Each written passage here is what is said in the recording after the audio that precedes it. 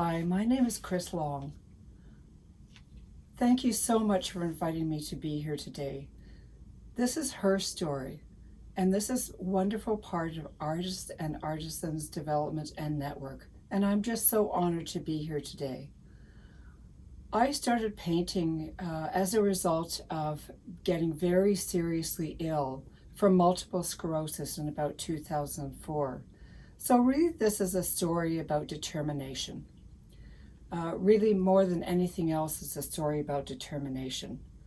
MS hit me much like a stroke. I was walking across a parking lot and felt something rip in my brain.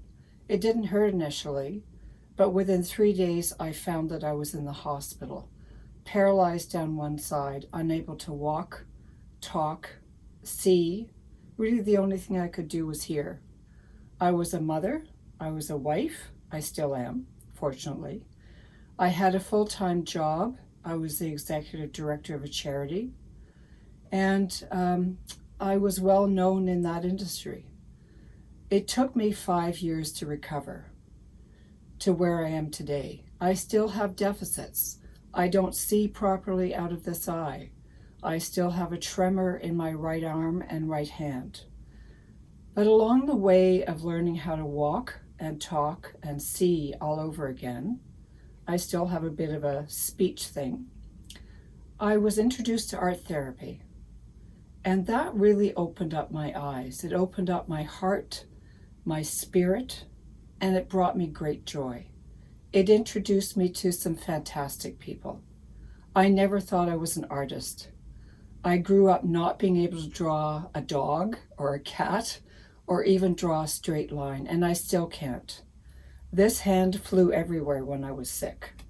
I had to sit on it for months and months and months to get it to stabilize. I had to do all sorts of stuff to be able to walk again, to be able to talk again. But art therapy helped me to express a lot of things that were going on at the time. But I also knew that the brain was plastic because of the work I had done. So I knew that if I did something that I had never done before, I could work around those parts of the brain that had been damaged by MS. So I was really determined, because I had artists in my family, one in particular, Linda Blix, who invited me to come up to her class in printmaking up at the Halliburton School of Art. She told me that if I liked color, and I could paint like a 5-year-old, I would enjoy her course. And boy, did I ever. She was teaching printmaking using fabric dyes that were non-toxic. And I just went on from there.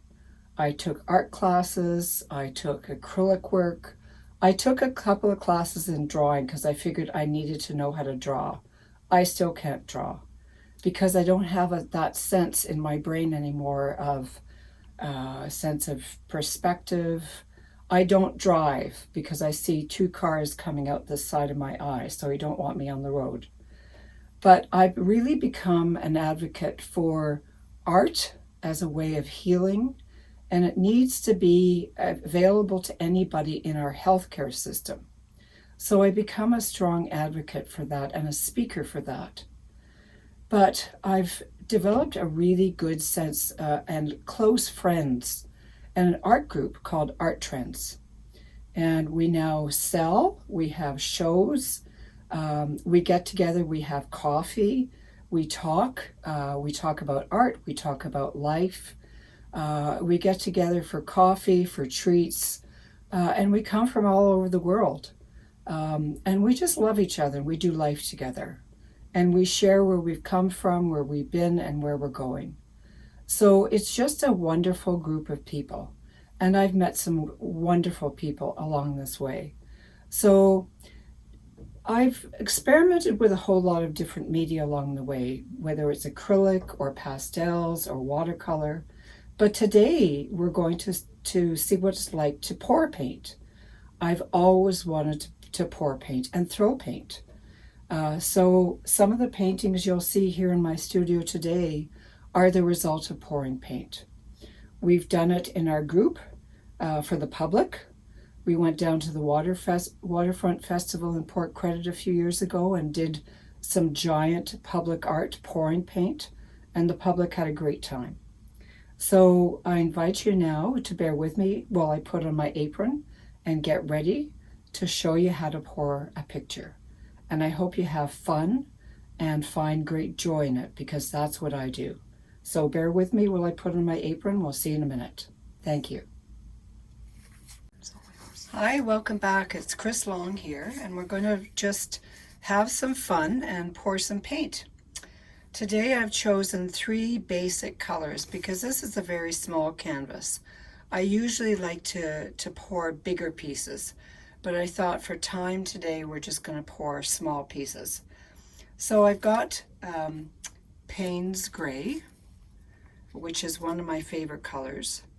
And I've also got kind of a combination of a red that I love to make. I love to kind of be like a physics or a chemistry prof in playing with my colors.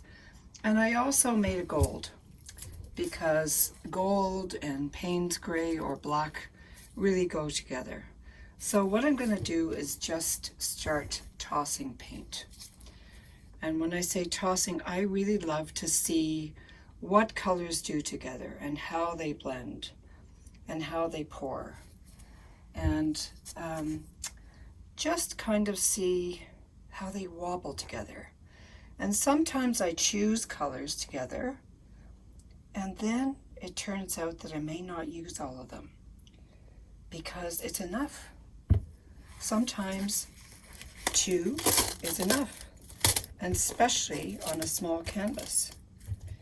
And sometimes I use tools. Sometimes I just like to see how the colors talk to each other. Underneath the canvas, to make the canvas clean, I have put tape underneath the edges. And you can see that the gold is creating some very cool things inside the blue. And I might just give it a little bit of dash of red. Not a lot. But always in art, you want to go in 3s. And sometimes with art, the thing is to know when to stop.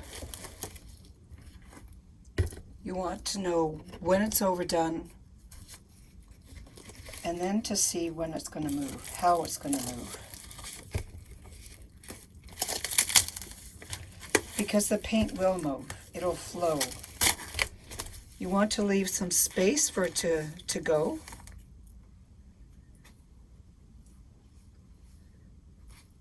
And you want to leave some white space. So I'm just going to move it around so you can see. With this size canvas, I probably won't do any more. So that's it. So the biggest time involved in this one is choosing the colors. And you can do whatever you're going to do. I have used a golden pouring medium, and this one is going to be shiny when it's finished. So I'm not going to have to put anything over the top of it to make it shine. It's going to dry shiny. I have experimented with a matte medium or a matte pouring medium. You can also mix paint with water, but it really thins it out and it doesn't allow the paint to flow as well. You can see what's happening here with the paint. It's kind of looking like a sea creature, which is kind of cool. And here, you can see what is happening here. All the different kinds of things that are happening with the paint. And I just love to watch the interaction of the paint. It makes little rivers, little river deltas. I have a background in science, so I like to see all the little seas and rivers and inlets that all this paint creates. And you can, if you want, make it flow, but I don't want to end up with one great big blob of blue in the middle. So I do have a little bit of gold left, and I may just add it around the edge. Just a very thin strip. And the same thing with the blue.